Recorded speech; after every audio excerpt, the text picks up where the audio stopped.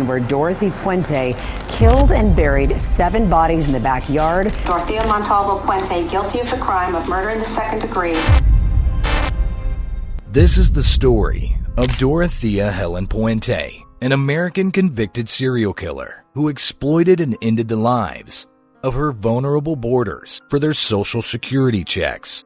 Dorothea Puente was born on January 9, 1929, in Redlands, California. From an early age, her life was marked by turmoil. Her parents were both alcoholics, and her father regularly threatened to commit suicide in front of her and her siblings. Both her parents died while she was still very young, resulting in her and her siblings being sent to an orphanage where she suffered sexual abuse. Puente married for the first time at the young age of 16 to a soldier named Fred McFall, who had recently returned from World War II. The couple had 2 daughters, but their marriage did not last. McFall left her in 1948, and their children were sent to live with relatives or placed for adoption. After McFall left, Puente started engaging in criminal activities and spent 4 years in jail after she was convicted of forging a check. In 1952, Puente remarried to Axel Bryn Johansson, a merchant seaman. She created a false persona, calling herself Taya Singola Nayarda, a Muslim woman of Egyptian and Israeli descent. During Johansson's frequent trips at sea, Puente would invite men to their home and gamble away Johansson's money. The marriage was tumultuous and ended in divorce in 1966. Puente ran into more trouble with the law in 1960 when she was arrested for operating a brothel in Sacramento,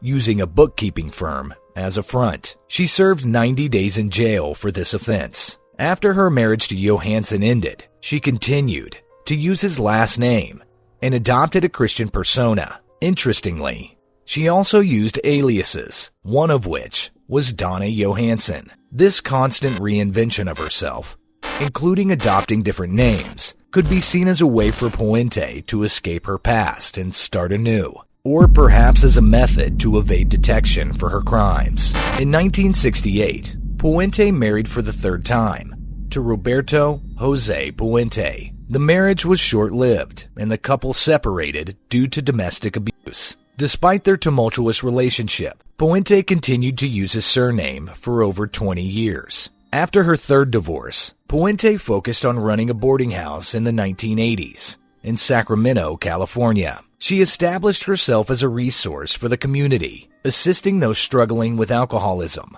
homelessness, and mental illness. Despite a previous conviction for illegally cashing her tenants' checks, she continued to operate the boarding house, which would eventually become the site of horrific crimes. She was well regarded by those around her, seen as someone offering a lifeline to some of the city's most vulnerable residents. However, beneath this veneer of respectability, a horrifying reality lurked. The first sign of trouble came when social workers noticed that some of Puente's boarders seemed to disappear without a trace. Though Puente always had plausible explanations, these instances of missing individuals gradually aroused suspicion. The true horror was discovered in 1988 when police were investigating the disappearance of a man named Alberto Montoya, a tenant of Puente's, who suffered from schizophrenia. As a part of the investigation, they decided to probe the grounds of the boarding house. They discovered a human leg bone sticking out below the soft earth, which led to further digging and the subsequent unearthing of 7 bodies buried in shallow graves in Puente's backyard. The victims were identified as former tenants of the boarding house. The autopsy report showed high levels of toxicity, suggesting that Puente had drugged her victims, causing them to overdose. Puente's methods for committing these horrific crimes was alarmingly calculated and consistent. The sequence of events would start when she took in a new tenant. These were often people on the fringes of society, without close family ties, and mostly dependent on government benefits, making them less likely to be missed if they disappeared. Once a tenant moved in, Puente would forge a relationship with them, offering care and companionship and gaining their trust. She would then start to control their lives, often convincing or coercing them to hand over control of their finances to her, including their Social Security checks, under the pretense of helping them manage their money. However, it wasn't long before Puente would decide to permanently silence these tenants. Over the span of 6 years, from 1982 to 1988, she would administer fatal doses of drugs, possibly prescribe sedatives and painkillers to her victims, which resulted in their deaths. This method left little trace and could be mistaken for a natural death, especially given the advanced age and health issues many of her tenants had. Despite these grim discoveries, Puente's reputation in her community had been so positive that many found it difficult to believe she could be capable of such atrocities. Puente used this to her advantage, attempting to maintain her innocent persona and assert that the deceased had died of natural causes. Police dug up the backyard of a home at 1426 F Street after receiving a tip that renters there were being poisoned and buried. No, I did not.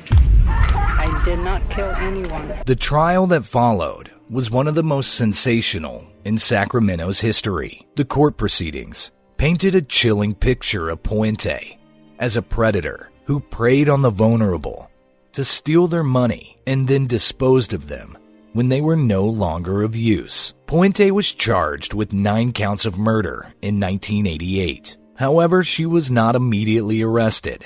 During the initial phases of the investigation, Puente was actually allowed to leave the premises, as authorities didn't have enough evidence to keep her there. In a remarkable turn of events, she fled to Los Angeles, where she was later apprehended at a motel after befriending an elderly pensioner who recognized her from the news and reported her to the police. Once she was brought to trial in October 1992, the proceedings began. It took several weeks to select a jury, given the high-profile nature of the case and the need to ensure that the jurors had no bias or preconceived notions about Puente. The prosecution's case was built around presenting Puente as a cold, calculated killer who preyed on the vulnerable to steal their Social Security checks. They presented the jury with evidence of drugs found in her home and the bodies found in her yard. The testimonies of the surviving boarders, social workers, and police officers painted a picture of a woman who, behind her facade of generosity, was manipulating and drugging her tenants. In a surprising move, the defense decided not to have Puente testify. Instead, they built their case around the idea that the deaths were from natural causes, arguing that Puente was an easy target for police because of her past criminal record. The defense also argued Puente wasn't physically capable of digging graves found in her backyard due to her age and health, suggesting that someone else was involved. They leaned heavily into the image of Puente as a caring landlady, insisting that she only cashed her tenants' Social Security checks to pay for their upkeep. After 5 months of testimony and a further month of deliberation, the jury returned with a verdict in August 1993. The jury found Puente guilty of 3 murders, but deadlocked on the 6 other counts. She was sentenced to life in prison without the possibility of parole. The Dorothea Puente trial stands out for many reasons. It was one of the few instances of an elderly woman being charged with multiple counts of murder.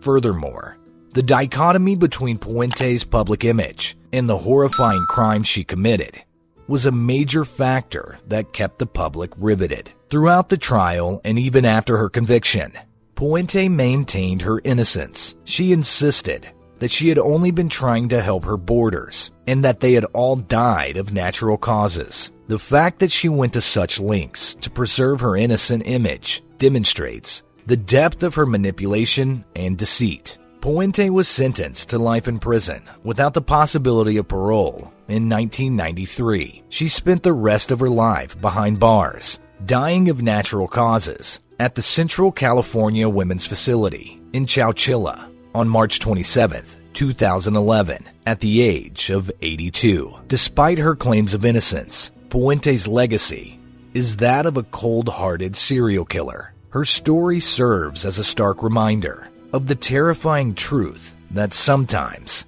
the most horrifying monsters can hide in plain sight, masquerading as kind and caring individuals.